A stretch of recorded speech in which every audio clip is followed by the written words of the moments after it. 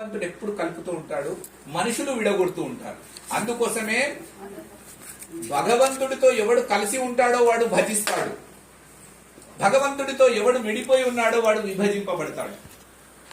కాబట్టి రక్షాబంధనం అన్నా కూడా మీకు ఒక చిన్న సూచన ఇస్తాను.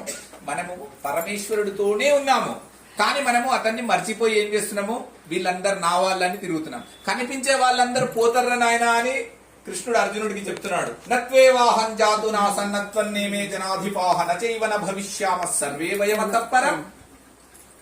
మీ ఎవ్వరికి మరణం లేదు, నాకు కూడా మరణం లేదు. బాగా గుర్తుపెట్టుకోవాలి, మీ ఎవరికి. గుడ్, వెరీ గుడ్, సపోర్ట్ కొట్టండి. లేదు, నిజం అది.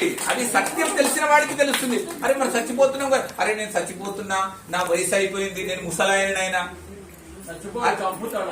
ముసలోళ్ళు కావడం అంటే